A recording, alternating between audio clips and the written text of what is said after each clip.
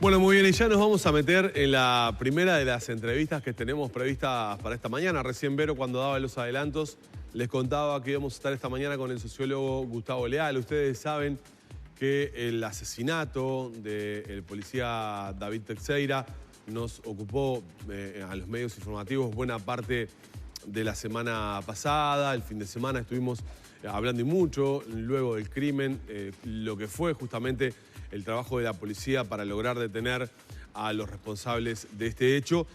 Y allí tuvo mucho que ver Gustavo Leal, el sociólogo Gustavo Leal, que, bueno, está al frente de las mesas de convivencia ciudadana del Ministerio del Interior. ¿Por qué? Porque de alguna manera, mientras se desarrollaba todo el trabajo policial de investigación, de recolección de datos, de los allanamientos en colaboración y en coordinación a pedido de Fiscalía con autorizaciones judiciales correspondientes, Leal de alguna manera estaba también desarrollando una suerte de negociación con los entornos de los sospechosos para que en definitiva se entregaran y quedaran a disposición de la justicia. Vamos a hablar de esto, vamos a hablar del trabajo de la policía y de otros muchos temas esta mañana. Gustavo, ¿cómo andás? Hola, muy buenos días. Gracias por aceptar la invitación de estar con nosotros. Bueno, gracias a ustedes. Bueno, te vimos por estas horas trabajar y mucho, justamente por la muerte de un compañero de trabajo de ustedes, en definitiva. Sí. Por la muerte de un policía, más allá de que ustedes están sujetos a jerarquía desde sus lugares, es un compañero de trabajo. Tal vez para mucha gente que miraba las imágenes o que nos escuchaba en los relatos de las crónicas de la televisión, de la radio, decía, pero negociar con el asesino, ¿cómo es eso? ¿Por qué no van y lo agarran? ¿Cómo fue ese trabajo que hicieron? Bueno, en primer lugar no hubo una negociación. Lo que hubo fue una captura de un sospechoso que tenía un cierre de fronteras y una orden de detención por parte de la policía. Eso fue lo que hubo. Para explicar cuál era el objetivo central aquí. El objetivo central era tener al principal sospechoso del crimen del policía lo antes posible detenido para que pudiera declarar en la policía. ¿Por qué lo antes posible? Porque en una situación de estas características, esa persona y sus entornos podrían extorsionar a testigos, presionar a gente del entorno para que no declarara, borrar un conjunto de hechos o indicios que podrían llevar a tener una confirmación más fuerte sobre el caso. Y por lo tanto, la Fiscalía definió una estrategia que tenía tres partes. Uno, que eran allanamientos y la búsqueda de estas personas. En segundo lugar, un trabajo policial vinculado a el cerco policial en determinada zona y controles de identidad para ver si esa persona que estaba en la zona salía o intentaba salir de esa área. Y por otro lado, una serie de gestiones en el entorno de esa comunidad, en primer lugar, para tener información sobre el paradero de esta persona, y en ese caso de que hubiera información y que se pudiera tener un vínculo con alguien que a su vez tuviera diálogo con este individuo, plantear la situación de que la captura era inminente, que estaba rodeado, que no tenía ninguna otra opción y que por lo tanto la entrega era la mejor situación a algo que era inevitable, que era su captura. Porque además, perdón Lore, también estaba inmerso en el marco de un enfrentamiento con bandas de zonas próximas o cercanas. También, de alguna manera, un eventual enfrentamiento y la muerte de este sospechoso también echaría por tierra la propia investigación y el trabajo que venían desarrollando, ¿no? Claro. Nosotros nos involucramos en este caso porque a través de la Dirección de Seguridad y de Convivencia del Ministerio, de las mesas locales, tenemos contactos y vínculos con muchos referentes comunitarios en muchos lugares. Y es a partir de ahí que el día jueves, cuando se hacen los allanamientos en el barrio 19 de abril, que fueron 12, parte de nuestro equipo estaba en el lugar y es ahí donde se inicia, digamos, ese proceso de contacto. Repito que no hubo ningún tipo de negociación y a la vista está porque ese modelo de entrega era un modelo de entrega de una persona que estaba requerida por la justicia. Es decir que no había nada para negociar ahí. Él tenía que enfrentarse a los tribunales, en este caso de adolescentes, y desde nuestro punto de vista era muy importante de que hubiera una rápida captura de esa persona, por lo que dije antes. Entonces, él también tenía una serie de problemas colaterales vinculados a un enfrentamiento entre grupos criminales que el mismo jueves lo fueron a buscar al barrio y hubo un enfrentamiento armado entre ellos. Entonces, aquí lo que la ciudadanía tiene que entender que el objetivo central cuando hay un caso de estas características es que los sospechosos sean capturados lo antes posible y uno pueda tener la certeza de que están las garantías en la justicia, de que la persona que es sospechada después se pueda confirmar su culpabilidad. Entonces, esa es la lógica. La lógica nunca puede ser que por fotos que salen en el Facebook y por rumores uno termine condenando a una persona porque surgieron muchas fotos y hubo gente que no estaba involucrada y otros que sí. Ese es un crimen aberrante, terrible, con una frialdad inusitada que lo hizo. Y bueno, también para las víctimas y el entorno de las víctimas, a mí me tocó dialogar con la pareja del policía. El día jueves, cuando fue el entierro, que fue a las 10 de la mañana en Santa Lucía, yo no pude ir porque justamente a las 5 o 6 de la mañana empezamos a trabajar en el barrio 19 de abril y a esa hora estábamos todavía... ¿Los allanamientos? Sí, una parte que los allanamientos que lo hizo Zona 4 y después el equipo nuestro tratando de tener esos contactos en búsqueda de los entornos de las personas que se estaban buscando. Que repito, se hicieron 12 allanamientos, no se encontró a nadie. Y después se hicieron 6 allanamientos más y a estas 2 personas que estaban requeridas tampoco se las encontró. Pero vos el sábado estuviste con la pareja Exactamente. del fallecido. ¿Qué te dijo? Bueno, el sábado el jefe de Zona 4, el jefe de investigaciones de Zona 4 y quien habla, estuvimos con la pareja del policía fallecido en la zona operacional 4, en primer lugar para contarle de primera mano cuál era la situación en torno al caso.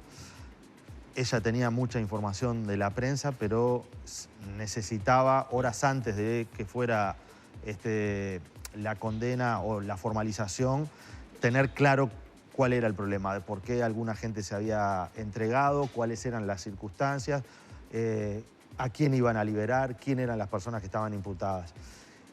Y justamente en el entorno familiar, el tener la certeza de que la persona detenida y que se entregó era efectivamente uno de los responsables, es muy importante porque eso no va a evitar y no va a recuperar nunca la vida del ser querido, pero sí, de alguna manera, es un elemento importante para procesar el duelo, de saber, no de que había un sospechoso y que de última nunca se supo y que capaz que nunca fue claro, o que en un conflicto entre propios delincuentes lo terminan matando y entonces puede quedar la idea de que ese era, sino que lo mejor es que esa persona pague sí, esa responsabilidad. Como pasa en la mayoría de los casos, ¿no? No siempre se puede resolver de este modo.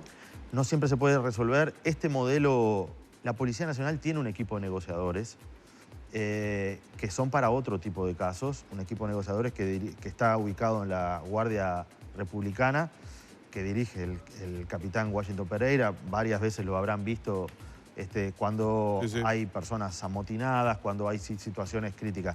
Este es un caso distinto, en parte por el vínculo. No es la primera vez que el equipo nuestro lleva adelante ese tipo de trabajo. Claro, pasa que ustedes tienen gente en territorio que tiene mucha información, ¿no? Son referentes que pueden aportar mucho datos. Sí, cuando hubo, y nosotros garantizamos en todos los casos el anonimato y tenemos una línea de trabajo que permite justamente que la gente se vincule, perdón, y que... El modelo desde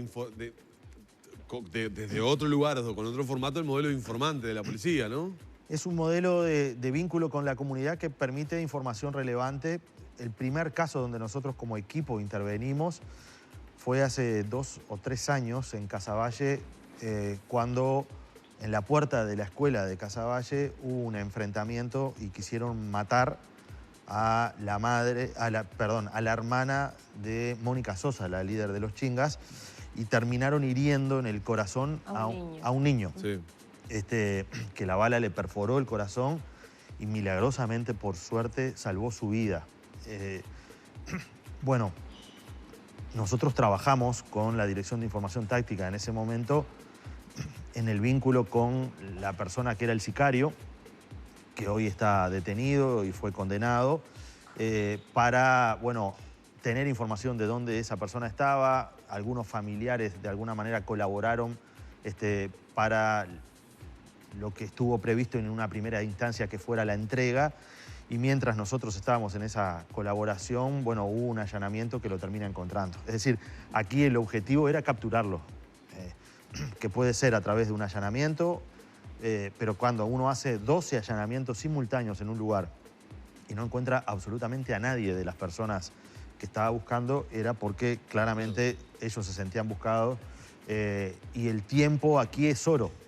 Y lo importante para la sociedad tiene que ser de que las personas que eran sospechadas, bueno, pudieron tener un juicio justo. Hubo una de esas personas que había sido involucrada por algunos testigos y por algunos detenidos, porque era amigo de la persona que finalmente resultó imputada, pero que efectivamente no estaba en el lugar. Se pudo probar, hay un buen trabajo de Divaru, del monitoreo de cámaras, que pudo probar que esa persona estaba en otro lugar, como decía estar, a la hora del crimen del policía, en otro punto totalmente distinto de la ciudad. Exactamente, él sostenía, y su pareja también, de que habían estado en la Rambla.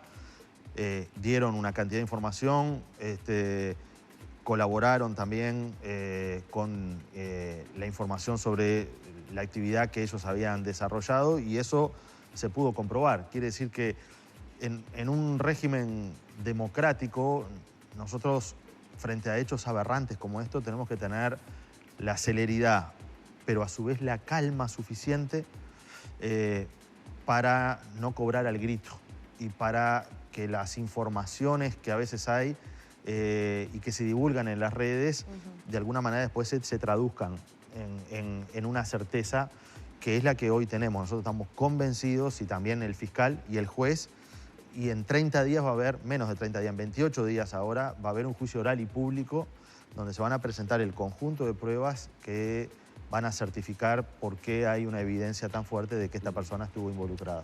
Este accionar es después de que sucede el hecho lamentable. ¿Qué visión se tiene, y apelo a tu calidad de sociólogo, de cómo no se han podido evitar estos hechos, de que un joven, 17 años, le tire a sangre fría a un policía que va totalmente indefenso en su moto manejando por la ruta? Y digo este caso, como el caso del kiosco en Villa Española, como el caso de Rivera, como el caso de Ciudad del Plata, de la gente que bajaba del ómnibus. Se mejoró el accionar, pero no la prevención de este tipo de hechos. Bueno, hay situaciones donde también los individuos tienen responsabilidad. Cuidado con culpar siempre a la sociedad por alguna de estas cosas que suceden. No, pregunto qué lectura se hace y si hay alguna reflexión de medidas preventivas que no funcionaron, si es que se puede pensar en prevenir. Bueno, en algunos de estos casos hay una decisión criminal que puede exceder cualquier tipo de prevención. Es decir, un individuo que está dispuesto a hacer lo que hizo esta persona, que en primer lugar el objetivo era rapiñarlo a esta persona. Él no sabía que era policía hasta que se le acercaron en la moto en forma paralela en la ruta y lo vieron. Ese día estaba lloviendo a cántaros. El policía tenía una mochila que le tapaba, él estaba uniformado efectivamente y con el chaleco, pero le tapaba el logo policial en la parte de atrás. Pero lo matan sabiendo que era policía. Sí, claro, porque cuando se le acercan, él venía por la ruta, viene la moto, se le pone en forma paralela, y cuando lo ven, se dan cuenta que es policía y no dudan en tirarle 3 tiros a la cabeza, que le pegó uno efectivamente en la cabeza y 2 en el cuello. Así que es una acción criminal brutal, sin mediación, sin palabras, sin absolutamente nada. Creo que cuando hay ese tipo de acciones, lo que tiene que haber es una condena muy fuerte. Responsabilizar a la sociedad o a las políticas públicas o a la comunidad porque no se pudo prevenir esa decisión criminal, yo creo que excede las posibilidades de lo real. Cuando alguien toma esa decisión, bueno, después se tiene que hacer responsable, pero yo creo que las decisiones individuales, cuando convivimos en sociedad, son importantes y hay que hacerse cargo de esas cosas. ¿Y qué perfil tiene este menor como para tomar una determinación de estas características? Y bueno, en estas horas hablando con personas vinculadas al caso, con operadores judiciales, me decían que está imputado por esto, pero traía un pasado reciente de mucha violencia o creciente violencia. Sí, eso es cierto. Bueno, la gente en esa comunidad, en ese barrio, había sufrido en los últimos 20 días una espiral de violencia donde esta persona había tenido un rol protagónico, que tiene que ver con, a veces, los ritos de iniciación a cierta cultura criminal, donde se favorece la exaltación de la violencia como una forma de marcar el territorio. Entonces, ahí hubo una espiral protagonizado por esta persona, donde hay otros hechos, porque en esa comunidad sucedieron otros hechos de sangre recientemente, donde también se está investigando el conjunto de circunstancias. La presión que estas personas ejercían sobre esa comunidad los llevó a muchos enfrentamientos con los propios vecinos, y también ellos tenían, repito, un enfrentamiento con otros grupos que el día jueves, hoy es martes, el jueves pasado fue que se hicieron los 12 allanamientos en la mañana, el jueves en la tarde esta persona se entrega a las 6 de la tarde, el jueves alrededor de las 2 de la tarde hay un enfrentamiento armado muy violento donde lo van a matar a él y a otras personas que estaban relacionadas al caso. Te lo voy a preguntar porque estuve el fin de semana conversando con vecinos de allí de la zona. Me contaban que hay un enfrentamiento muy grande justamente entre una banda o bandas del 19 de abril con el 6 de diciembre, me cuentan, que es una zona cercana. Sí, sí. Y que salen de un lado para el otro a repeler ataques. Es decir, vienen de un lado, atacan y como son víctimas de ese ataque, inmediatamente responden con otro ataque. Si lo sé yo porque conversamos, la policía probablemente también está en conocimiento de todo esto. ¿Por qué, por ejemplo, no se hace una suerte de operativo de saturación policial en esa zona para darle tranquilidad al resto de los vecinos? Bueno, ahí lo hay, existe eso. Y de hecho parte del trabajo policial en este caso, para poder identificar los lugares que se pretendían allanar, tiene que ver con ese trabajo previo.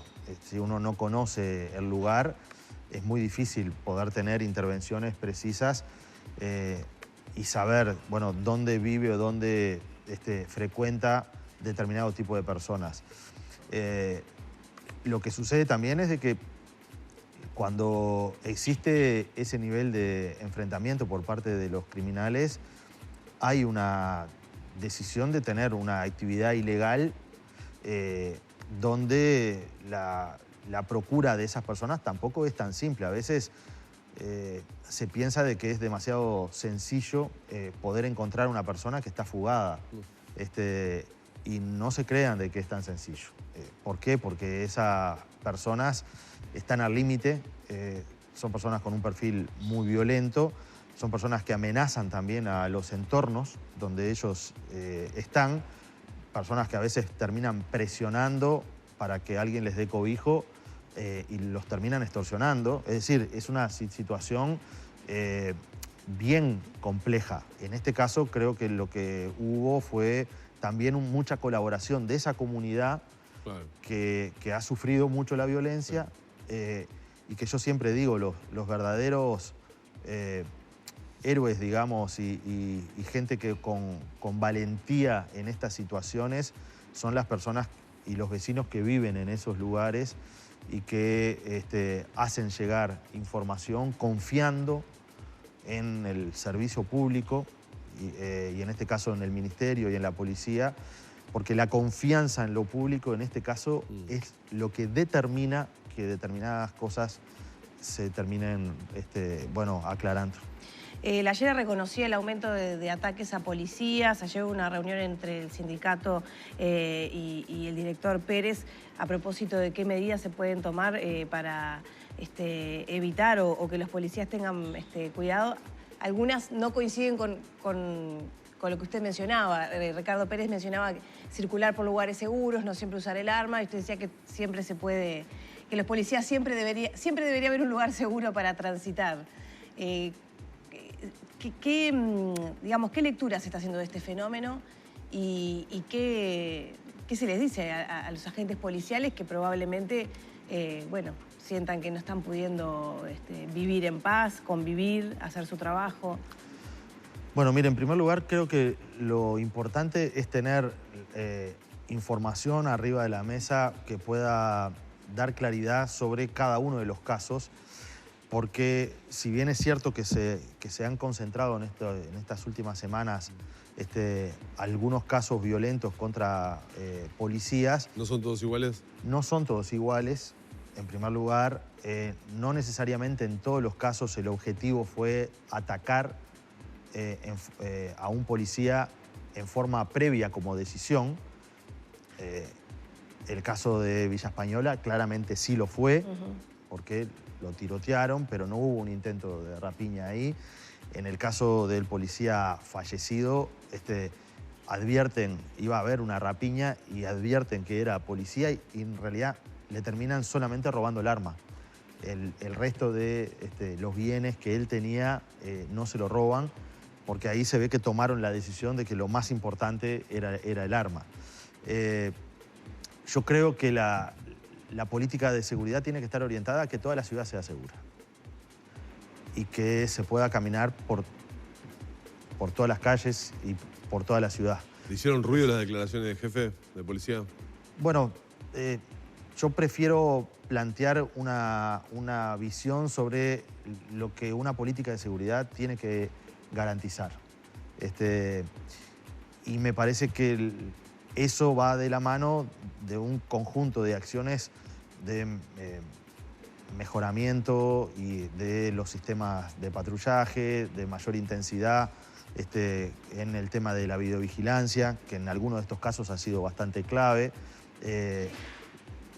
El profundizar la reforma que ha tenido la policía y bueno, creo que en eso hay que seguir trabajando.